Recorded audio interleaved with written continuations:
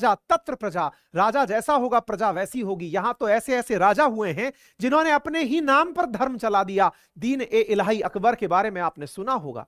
मतलब समझने का प्रयास कीजिए कि यहां पर जो राजा होते हैं, जिस प्रकार के देश के प्रधान होते हैं, उनको हमारे देश ने परिपाटियों में अपनाया है। आज यह दिन हमें इसलिए भी यादगार होगा क्योंकि आज अगर हमारे देश का प्रधानमंत्री इस पूरी प्राण प्रतिष्ठा को पूरे व्रत नियम उपनियम के साथ पूरे करते, यम नियम के साथ पूरे करते हुए आज इस दिन के गवाह हुए हैं, तो इसका मतलब यह है कि हमारा देश का हर नागरिक, गले गली के अंदर हर व्यक्ति यह सोचता है कि जब प्रधानमंत्री, जिसको लोकतंत्र में जनता ने अपने बहुमत से चुनकर उस पद तक पहुंचाया है, अगर वो ऐसा कर सकता है, वो ऐसा मान सकता है, तो मेरे मानने में क्या है। कुछ लोग कई बार मिमिक्री करते हुए पाए जाते हैं, कहते हैं प्रधानमंत्री सफाई लगी हुई जगह पर झाड़ू लगा रहे हैं, क्या दिखाना चाहते हैं, केवल फोटो अपॉर्चुनिटी। अरे नहीं जनाब, फोटो अपॉर्चुनिटी के लिए उनके पास सरकार का दिया इतना कुछ ऑलरेडी है, इतने गार्ड, इतने सिक्योरिटी पर्सनल्स, इतने कर्मचारी कि आप और हम जैसे ना जाने कितने लोगों की नौकरी चल जाए।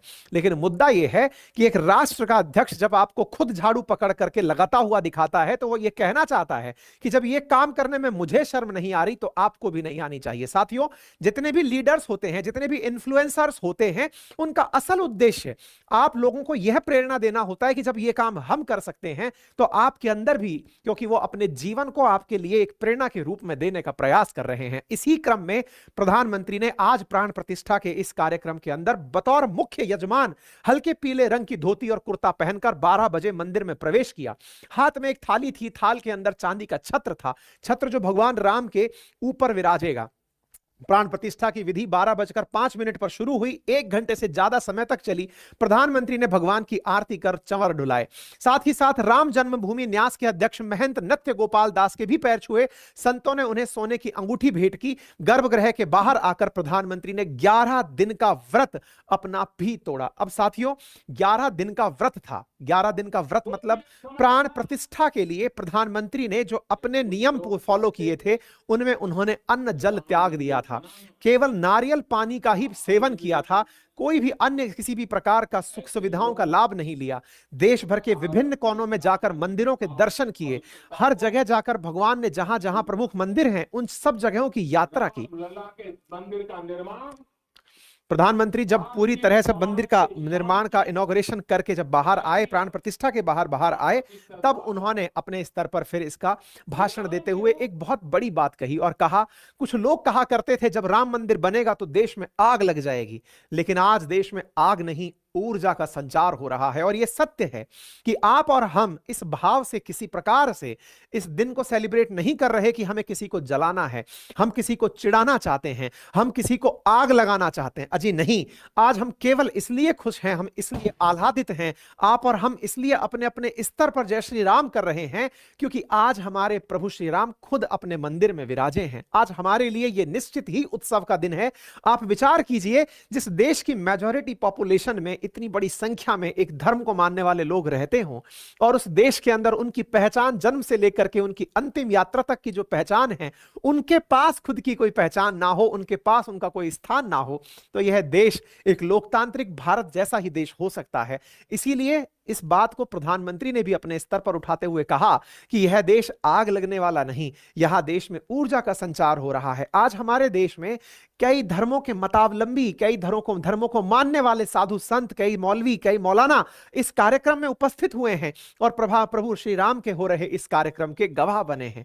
साथियों, यह के रूप में राष्ट्र चेतना का मंदिर,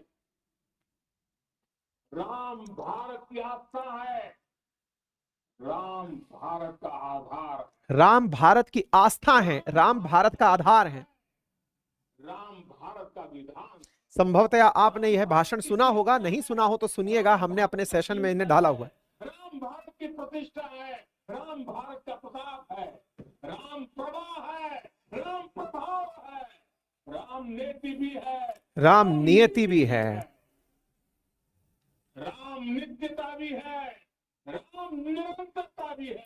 साथियों, आपको ना इस बात की तार्किकता समझनी होगी। आप में से बहुत सारे लोग, कई युवा, कई यूथ जो तर्क के अभाव में तर्क करते हुए पाए जाते हैं, उन्हें यह लगता है कि उनके जो प्रश्न है वो अपनी जगह सही है। भगवान की मूर्ति लगने से क्या हो जाएगा? अरे, आप जब किसी को आइडियलाइज करते हैं, आप में से बहुत सारे लोग अपने जीवन काल में किसी ना किसी व्यक्ति से प्रभावित होते हैं, किसी ना किसी भक्ति से प्रभावित होते हैं। आप उनकी चित्र, उनके प्रतिमा, उनके किसी ना किसी अंदाज को कॉपी करने का प्रयास करते हैं। अगर आपको वाकई में किसी को कॉपी करना है और भारत को वाकई में अगर विश्व गुरु बनाना है, तो वो मर्यादा पुरुषोत्तम श्री राम हैं। वो राम हैं जिन्होंने अपने जीवन काल में अपने पिताजी की आज्ञा की पालना में 14 साल का वनवास लिया, क्योंकि पिताजी से कहा था कि प्राण चले जाएंगे लेकिन वचन ना जाए, क्योंकि रघुकुल में यह रीत सदा चली आई है।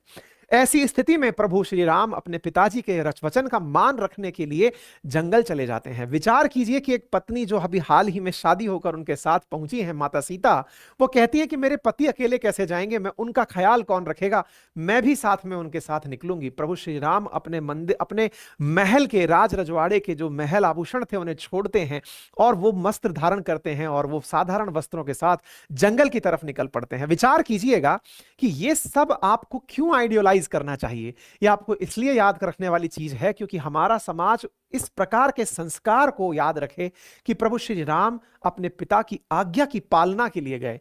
उनकी धर्म पत्नी अपने पति का आज्ञा की पालना में कि उन्होंने कोई व्रत लिया है इसलिए वो चली गई।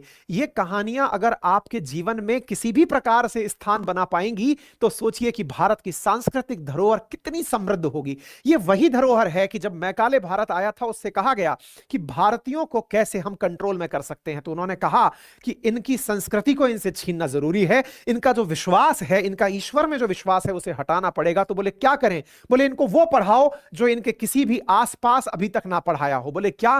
तो बोले इनको ये पढ़ाओ जिससे ये बाबू बढ़िया बने। अंग्रेजी पढ़ाओ, मैथमेटिक्स वो वाली सिखाओ जो हमें काउंटिंग के अंदर काम आ सके, इन्हें बाबू बनाओ। और बोले इनकी जो वैदिक संस्कृति है वो बोले ये मत पढ़ा देना क्योंकि इससे तो ये और पुष्ट हो जाएंगे, इन्हें अपनों पर गर्व होने लगेगा।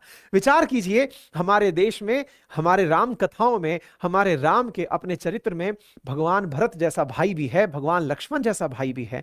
वो लक्ष्मण जो कहता है कि भैया भाभी मैं आपकी सेवा के लिए निद्रा त्याग कर दूंगा, तो वहीं लक्ष्मण की पत्नी भी है जो कहती है कि मैं आपकी नींद के लिए अपनी नींद, आपकी नींदों को मैं